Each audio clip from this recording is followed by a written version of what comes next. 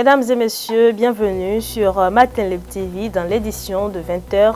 Voici le sommaire. Les présidents des autres fédérations sportives étaient tous dans la matinée de ce mercredi 19 mars 2025 au siège de la Fédération de handball pour présenter leurs condoléances à la famille endeuillée. Le reportage est à suivre. Ensuite, les Guépards du Bénin affrontent jeudi 20 mars 2025 les Warriors du Zimbabwe pour la 5e journée des éliminatoires de la Coupe du Monde. Le point dans quelques instants. Pour finir, plus de précisions sur l'altercation entre la population de Buka et la police républicaine. Le maire de Kalalé explique les faits. Restez avec nous pour la suite, c'est tout pour le sommaire.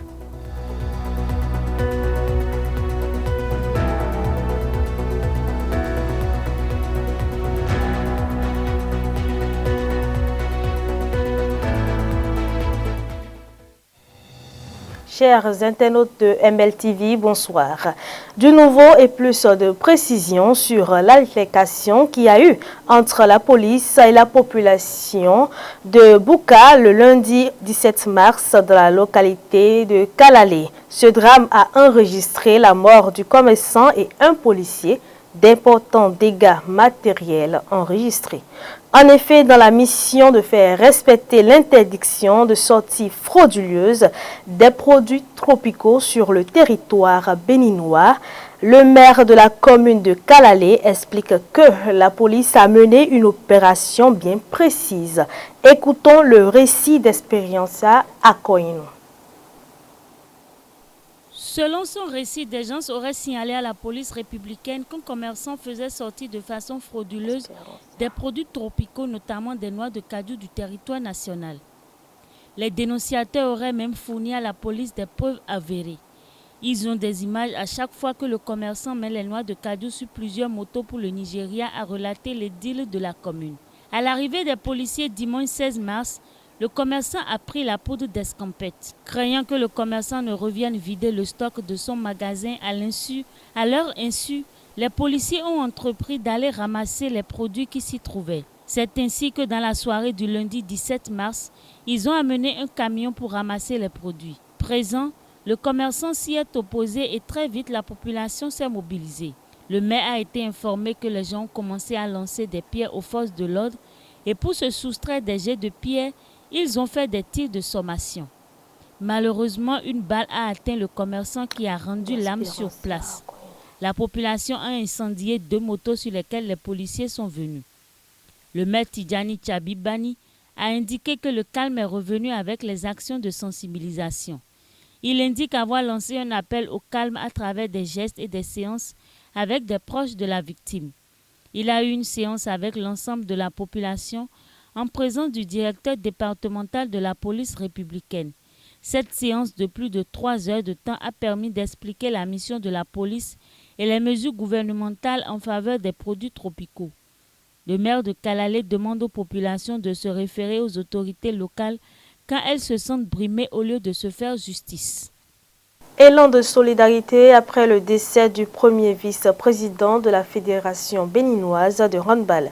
Les présidents des autres fédérations sportives béninoises étaient tous dans la matinée de ce mercredi 19 mars 2025 au siège de la Fédération de handball.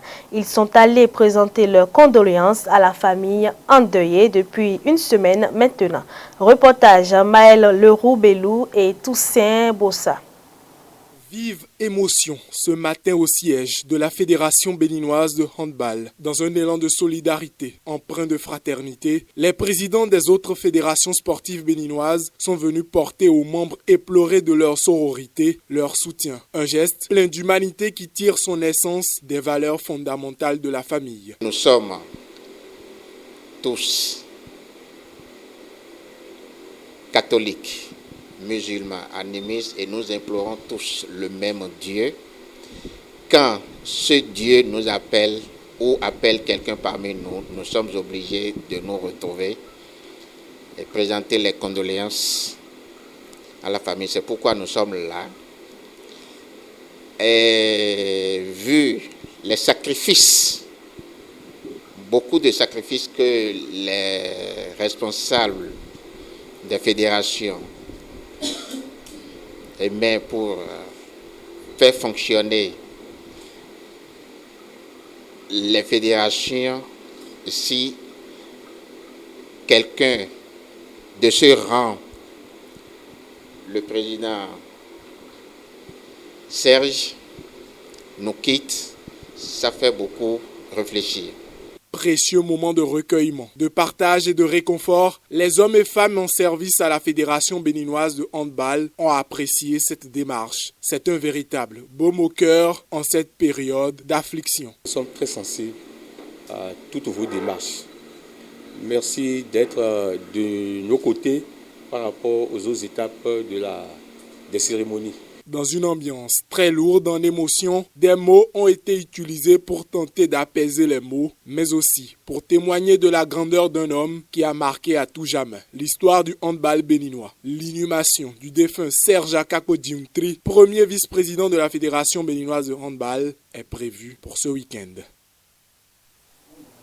Dans le cadre de la 5e journée des éliminatoires de la Coupe du Monde 2026, les Guépards du Bénin affrontent jeudi 20 mars 2025 les Warriors du Zimbabwe à Durban en Afrique du Sud. Un match très important dans la course à la qualification pour le mondial. Point de leur préparation avant cette rencontre avec Maël Leroux Bello. Moins de 24 heures du match contre les Warriors, les Guépards sont confiants. Troisième du groupe C avec 7 points, les hommes de Gernot Rohr abordent cette rencontre en conquérant. Face à la lanterne rouge, le Zimbabwe, l'équipe du Bénin pourra compter sur un effectif mobilisé et aguerri. Depuis lundi dernier, le groupe s'entraîne avec abnégation et détermination. Préparation physique, mobilisation et dynamisation ont été au cœur des entraînements collectifs des 3 derniers jours. Le dernier entraînement de ce mercredi a permis aux sélectionneurs de faire la mise en place tactique avant la rencontre de demain, Zimbabwe-Bénin. Coup d'envoi ce jeudi à partir de 17h heure de Cotonou au stade Moses Mabhida de Durban en Afrique du Sud. C'est la fin de ce journal, mesdames et messieurs.